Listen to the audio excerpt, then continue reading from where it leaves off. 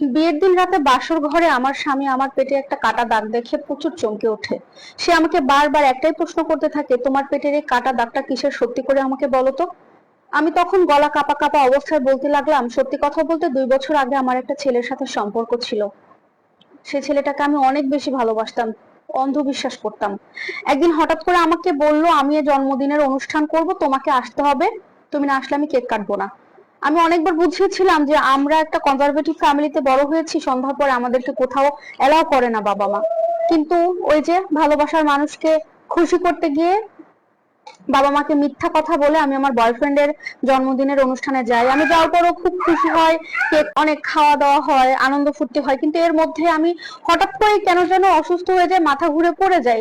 তারপরে যখন আমার জ্ঞান ফেরে, আমি দেখি আমি আমার বাড়িতে আছি, বিছানায় শুয়ে আছি। মাকে জিজ্ঞেস করলাম, মা বলে তোকে তোর বান্ধবী আর একটা বন্ধু এসে রেখে গেছে, তুই মাথা ঘুরে পড়ে গিয়েছিলি।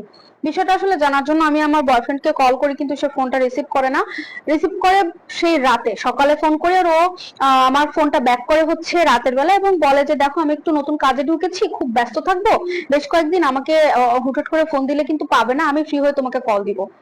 তো যেভাবে বলেছে বুঝিয়েছে, আমি বুঝেছি, ওইভাবে আমাদের সম্পর্কটা আরো 5 মাসের মতো কন্টিনিউ হয়। যে 5 মাস ওর সাথে আমার কথা হয় হয় না, এরকম ভাবে সম্পর্কটা আগাচ্ছিল। 5 মাস পার হওয়ার পর হঠাৎ করে আমি আবার অসুস্থ হয়ে যাই। তখন ডাক্তার আমাকে চেক আপ করে বলে আমি প্রেগনেন্ট। এই অবস্থায় আমার পরিবারের লোক যতটা অবাক হয়েছে, আমি আরো বেশি অবাক হয়েছি, কারণ আমি প্রেগনেন্ট হয়েছি কি করে আমি কিচ্ছু বুঝতে পারছি না। তারপরে আমার মনে পড়লো সেদিন রাতের কথা, আমি অসুস্থ হয়ে পড়েছিলাম। তারপরে কি হয়েছিল আমার আর কোনো কিছু জানা ছিল না।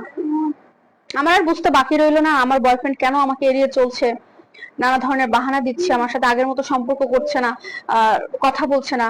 আমার সবকিছু বোঝা হয়ে গেল। তখন ওকে কল করলে ও ফোনটা রিসিভ করে আমাকে সরাসরি অনেক আজে বাজে কথা শুনলো। বললো, তোর মতো মেয়ের সাথে সংসার, তোর মতো মেয়েকে ভালোবাসা যায়, এটা কোনোদিন সম্ভব? তোকে তো শুধু ইউজ করার জন্য, ইউজ করার জন্য জাস্ট তোর সাথে সম্পর্ক করেছি, তোকে ইউজ করা হয়ে গেছে, ডাক্তারকে দেখিয়ে নিস, বাস শেষ, আমার সাথে আর তুই কোনো যোগাযোগ করিস না। এত করে বুঝিয়েছিস, কিন্তু সে কোনোভাবেই বুঝতে রাজি হয়নি। সে আমার সাথে কোনোভাবেই আর সম্পর্ক রাখলো না। তারপর যখন ডাক্তারের কাছে গেলাম বাচ্চাটা নষ্ট করার জন্য, ডাক্তার তখন বলল, না, এত দেরি করে ফেলেছি, এখন যদি বাচ্চার কিছু করতে যাই আমার প্রাণের ঝুঁকি থেকে যায়, যে কারণে সিজার করে আসলে বাচ্চাটা নষ্ট করতে হয়। সেই যে সিজারটা হয়, ওই সিজারের ডাক্তার আপনি দেখতে পাচ্ছেন। আমার হাজবেন্ড আমার মুখে সব কথা শুনে অনেক সময় চুপ করেছিল, বেশ কিছু সময় পর আমাকে সরাসরি বলে দিল, তোমাকে আমি আমার বউ হিসেবে মানতে রাজি না। কারণ এই কথাগুলো আমাকে তোমরা লুকিয়েছো, যদি আগে বলে দিতে তাহলে আমি ভেবে দেখতাম তোমাকে বিয়ে করবো কিনা, কিন্তু এখন প্রশ্নই ওঠে না তোমাকে নিয়ে সংসার করার। তুমি তোমার মাকে ফোন করে বলো কালকে যেন এসে তোমাকে নিয়ে যায়, আমি তোমাকে 7 দিনের মধ্যে ডিভোর্সের কাগজ পাঠিয়ে দেবো। আসলে এইভাবে আমার জীবনটা ধ্বংস হয়। ভালোবাসার মানুষকে খুশি করতে গিয়ে আজকে আমি না পেলাম সে ভালোবাসার মানুষকে, আর না পেলাম স্বামী সন্তানের একটা সুখের সংসার। আমার মতো ভুল আপনারা কেউ করবেন না। প্রিয় দর্শক, আজকের স্টোরি সম্পর্কে আপনাদের মতামত অবশ্যই কমেন্টে জানাতে